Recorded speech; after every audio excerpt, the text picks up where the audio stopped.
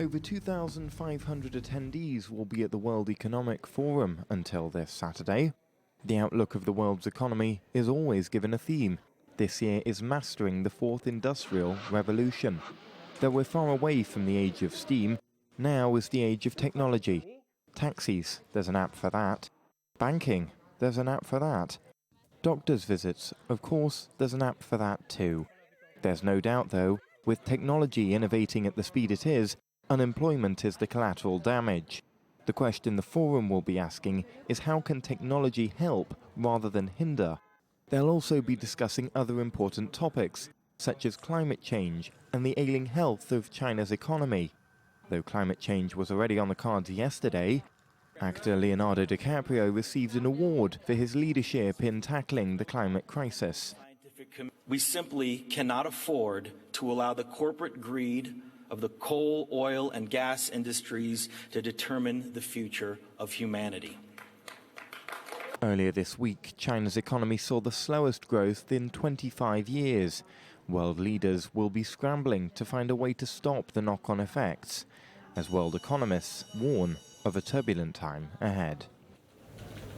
Okay, that was the quaint ski resort town of Davos in Switzerland, which in these days, as you can say, is anything but calm. It hosts heads of state, business moguls, NGO leaders, and also several celebrities who will try to find a few solutions to the problems plaguing the world during this year's economic forum. And of course, the theme of this year's forum is the Fourth Industrial Revolution. So essentially, what we need to know is what that means. So going straight to Davos and live from Davos, we're joined by journalist and author Jim Harris. Jim, if you can hear me. I can. Oh, woo-hoo. Great to be on the show, Chen. Well, great to have you. You're in Davos. I'm not. That's a very sad thing. But, well, business. Let's talk about business. This is your eighth, I think, Davos adventure, isn't it?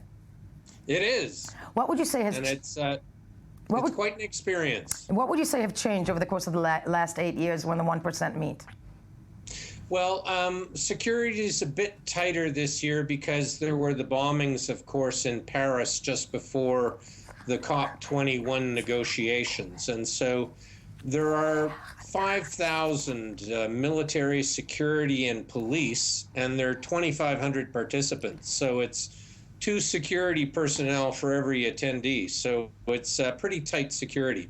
It's always been tight because they're heads of state and corporate executives here in droves, but it's tighter than it has been in the last few years.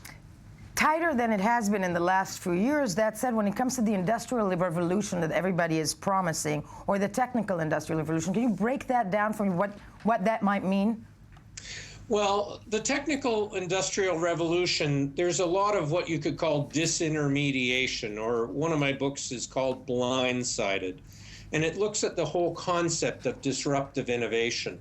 So, for instance, Netflix blindsided video rental companies. And Skype, we're on Skype today. If you think back to just 15 years ago, 70% of the profit of telcos around the world was long-distance phone calls. So what do you do when Skype allows you to not just talk to people for free, but video conference for free?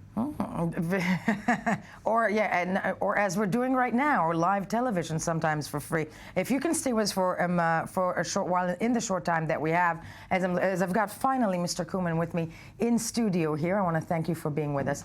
Davos, the play, the 1%. One thing that we've heard before this whole thing, before Davos began, is the 62 people, I think, in the world that own all the money. Yes. Yeah, and own most of it, and we only have a third. What can be achieved though financially when Davos, is playing out this time around? What are they looking to achieve at that point?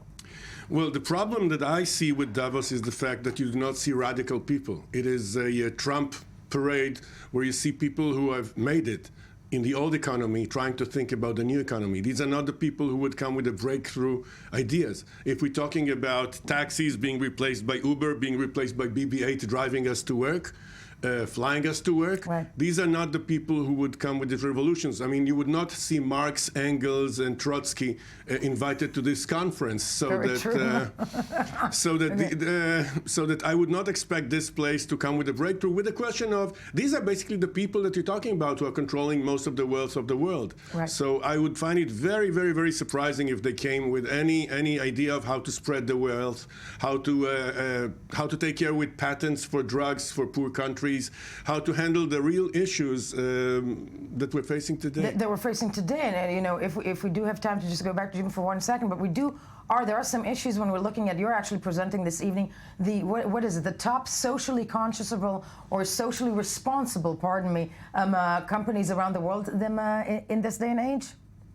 Yes, Corporate Knights magazine is launching its Global 100 ranking of the 100 most responsible corporations globally. We look at productivity of energy, water, waste, diversity on the boards, the average CEO to average worker pay. Right. But just to go back to the prior comments from my colleague, Yes. Oxfam has come out and said the 62 wealthiest people in the world now control as much wealth as the bottom 50%. In other words, 3.5 billion people. So while maybe the participants aren't saying this, around here in Davos, there are many voices that are critical of the state of affairs of the world, and that creates a great dynamic here. A dynamic that I have to tell you, I think both Dr. Alex Coleman of the Academic College in Tel Aviv and Jaffa and myself are jealous. I want to thank you for joining us from Davos, but you know, and Dr. Coleman's still with me. That said, there's a lot of play also after the financial issues, and I think we also have with us on the phone Tal Shalev, I-24 News diplomatic correspondent, because business is only half the story in Davos, and much of the happenings take place on the sidelines of the conference, where the world's most powerful people meet on the urgent issues of the day. One of them being Benjamin Netanyahu, also, of course, in Davos this time around. Tal Shalev, I-24 News diplomatic correspondent, with us. What is he expected to try and achieve there on the sidelines in those meetings, and what do we know? Who do we know that he's going to meet? Well, first of all, we should note that Davos, the World Economic Forum, is one of Netanyahu's favorite venues. It gives him an opportunity to talk about Israel's innovation, Israel's economic, and not focus on the Israeli-Palestinian conflict as he usually needs to when he is in international forums. So Netanyahu has a flurry of meetings with high-tech companies, with CEOs of high-tech companies, and with high-ranked officials in these companies. But of course, he also has a flurry of diplomacy going on. This morning, he will be meeting with the U.S. Vice President Joe Biden.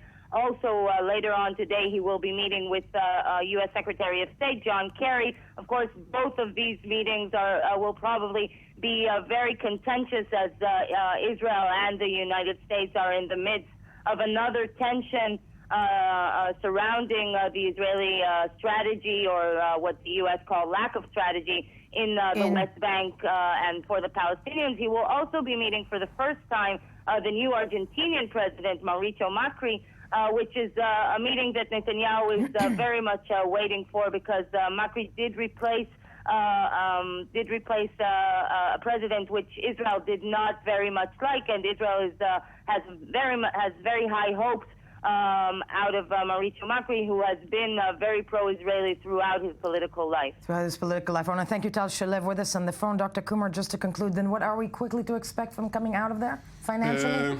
We're going to expect very many happy people drinking excellent wine, eating good food, and enjoying Switzerland. Yeah. Nothing revolutionary is going to come out of that. The world is going through a dramatic change, and I agree completely with the comments before. The world is changing from taxi drivers to BB-8. Very true. Our BB-8 driving us off the cliff, and I do not see them coming up with any solution for that or any radical, original idea whatsoever. But they're going to have a great Chateaubriand. Absolutely. Okay. Absolutely. Here's to the people in Davos having a great Chateaubriand. When we get back, something different. We're going to take a closer look at Pakistan, where at least 20 people are dead in an attack on a university there, blamed on the Taliban. First, the news. Stay with us.